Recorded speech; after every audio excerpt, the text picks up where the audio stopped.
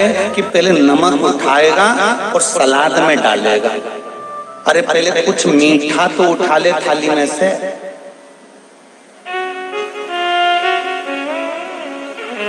खारा खारा ही ढूंढता है।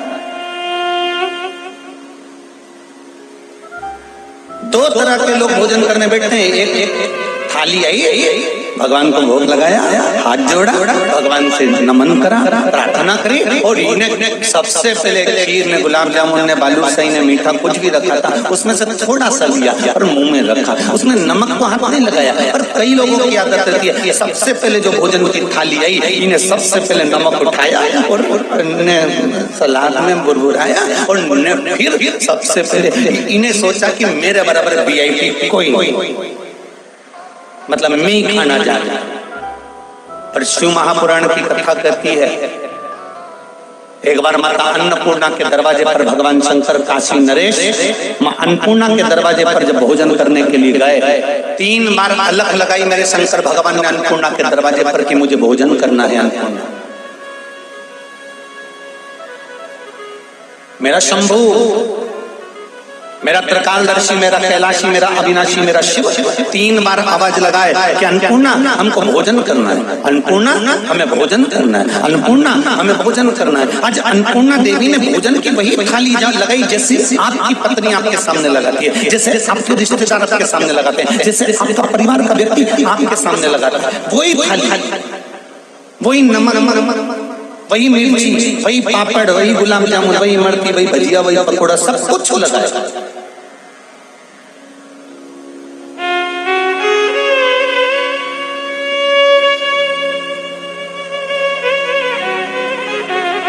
और जब सब कुछ लगाया और फिर मेरे शंकर भगवान ने जब उसमें से थोड़ा सा चूरमा उठाया और चूरमा उठाकर मेरे भोलेनाथ जैसे मुख में रखे, तब अन्नपूर्णा देवी खड़ी हो गई।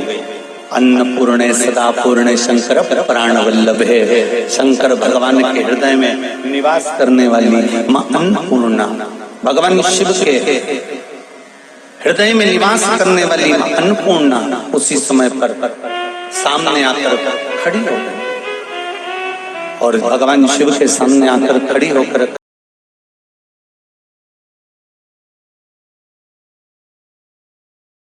अन्नपूर्णा देवी ने, धन्य है विश्वनाथ, आप धन्य है।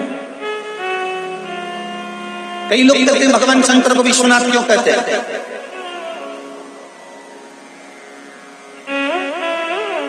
इतने सारे देवी देवता हैं, 33 कोटि, किसी के नाम के आगे लिखा रहता है विश्वनाथ।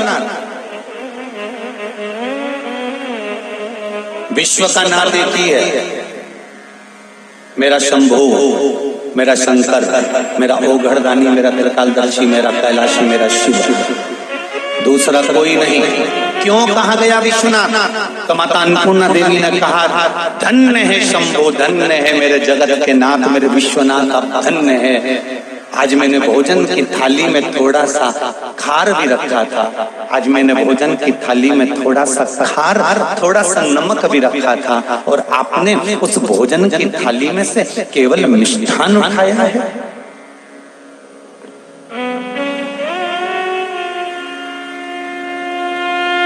बहुत समझने की कथा है शिव महापुराण।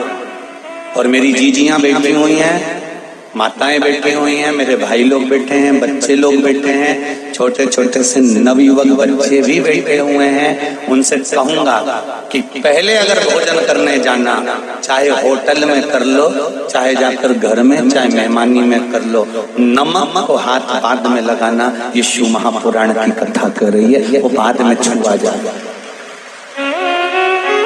वो बाद में छूना, सबसे पहले भोजन को हाथ लगाना। क्यों? क्योंकि अन्नपूर्णा देवी ने कहा, विश्वनाथ जी, ऐ शंभू, ऐ त्रिकालदर्शी है, कैलाशी है, अविनाशी, आप मेरे देवाधिदेव महादेव हैं। आपने भोजन के इस थाली में से सबसे पहले मिष्टान को क्यों उठाया?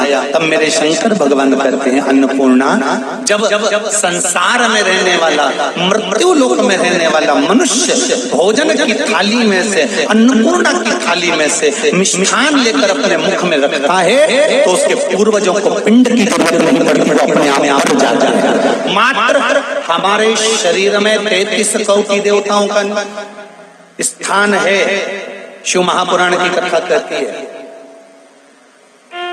32 जगह पर तिलक लगाया जाता है शरीर में।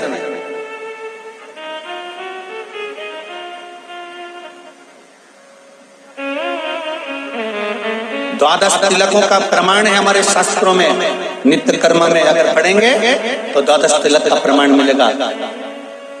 शिव महापुराण को, देवी भागवत को, स्कंद पुराण को, ब्रह्मवेत्ता पुराण को, नर्मदा पुराण को, पद्म पुराण को अगर उठाकर देखेंगे तो उसमें 32 जगह पर तिलक लगाने का वर्णन मिलेगा, कुंड लगाने का वर्णन। दोनों भुजाओं पर नारायण लक्ष्मी विराजमान हो, हृदय में शिव विराजमान है, घुटने पर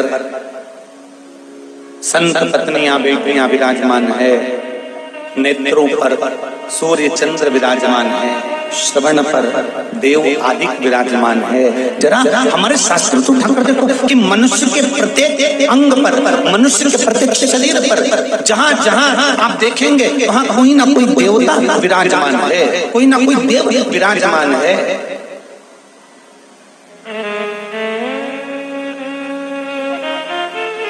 भूख लगी हो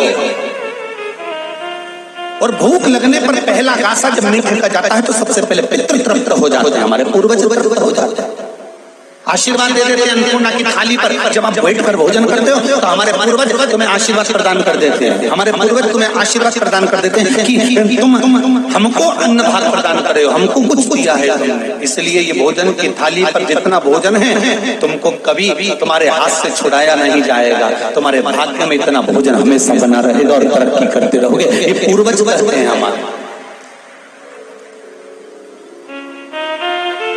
पूर्वज। रोते कब है? कुल देवता, कुल देवी,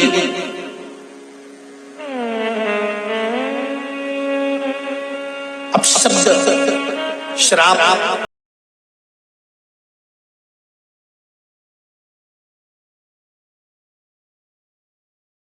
बद्दुआ कब देते हैं? बोलो रे रायसेन वाला,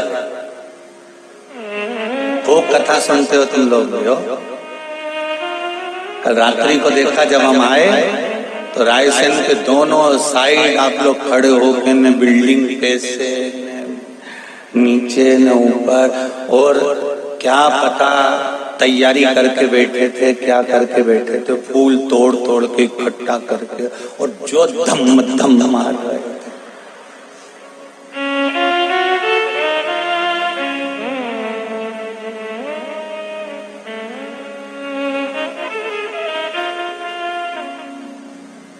एक बात तो है,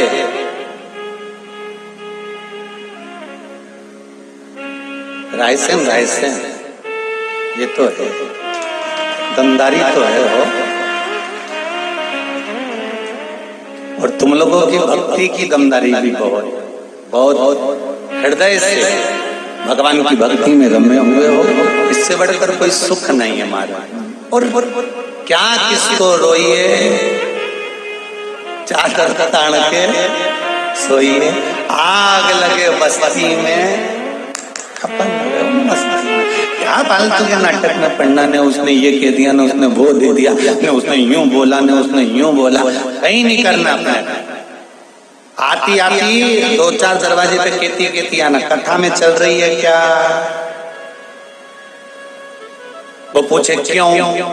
नहीं, गुरुजी ने कथा में कहा था, कथा में जाने वालों का अगला जन्म छिपकली का नहीं होता। तो तू चल रही है क्या? बस इतना पूछ ले।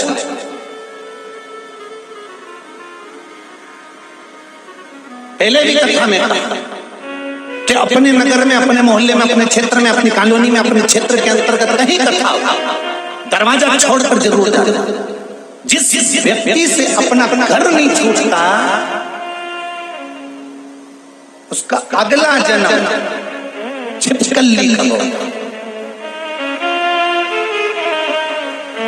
सीओर वाला महाराज नहीं बोल रही हो, नहीं तो तुम हमको कह दो कि तुमने ऐसा बोला। नहीं, गरुड़ पुराण में लिखा, और गरुड़ पुराण में तुम पढ़ लेना। क्यों? जिससे घर नीचे उठा था। कहीं कहीं छिपकलियों को देखना, तुम इनको झाड़ दो, न झाड़ू से जुड़ा दो, न भगा दो, वो छिपकली वापिस वो मरकन्नी के पीछे जाके छिप जाए। बोलो जी सही है कि गलत है? तुम छिपकली को कितना ही भगाओ, वो बाथरूम से बाहर ही नहीं निकले, वो कमरा से बाहर ही नहीं निकले, वो बिल्कुल पलंग के पीछे भरी रहे। और पलंग के पीछे से भगाओ तो वो एसी के पीछे चली जाए, एसी से भगाओ तो कूलर के पीछे चली जाए, वो छिपकली कमरे से निकले ही नहीं। तो भगवान ने भी किया ये छिपकली को देखकर पहचान जाना कि तुम्हारे घर का दादा परदादा कहीं का बुजुर्ग नहीं जाता था कथा में, तो बापड़े को यहाँ चिपका दिया छिपकली बना के। तो अब ये निकल नहीं दिया, वो तुम कितना ही भगाओ नहीं निकलेगा। तो तुम सावधान रहना, राय से तुम सावधान रहना। आते आते अड़ोसन पड़ोसन और पीछे वाली धड़ोसन इसके भी कह देना, वो चल रही क्या? तो बोले कहाँ? तो के कथा में जा रही मैं तो के जाने से क्या होता कि 84 लाख योनियों में छिपकली की योनि नहीं मिले, बहुत गंदी लगे हमारे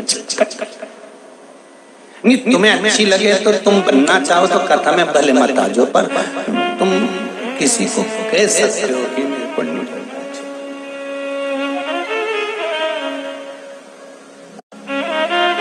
पितृदेव कुलदेव, हमारे घर के बुजुर्ग बद्दुआ कब देते हैं? शिव महापुराण की कथा में और विष्णु पुराण की कथा में, दोनों में वर्णन आता है जब कोई मनुष्य अपने भोजन की थाली में भोजन झूठा छोड़ता है, तब पूर्वज बद्दुआ देते हैं, श्राप देते हैं, बद्दुआ देते हैं, श्राप देते हैं।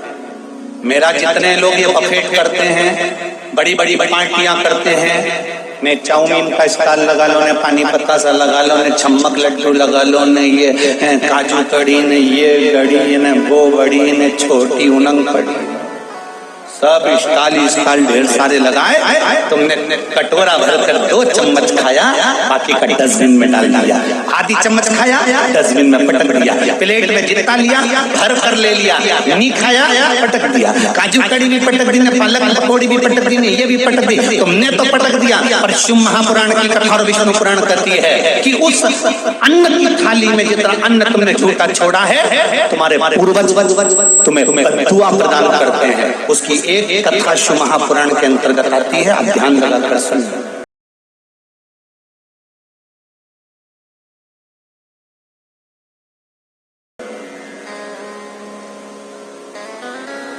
कर्म हम बुरा करते हैं तो भोगना भी हमको ही पड़ता है, इस जन्म में नहीं तो अगले में भोगोगे। पर शिव महापुराण की कथा तो कहती है कि अगला जन्म किसने देखा? ना तो सीवर वाला महाराज देख के आया, ना रायसेन वाले देख के आया, और जो गए देखने वो आज तक नहीं आया। और तुम्हारा कोई रिश्तेदार गया, उससे पूछ लेना फोन लगा के ऊपर हालत कैसी है।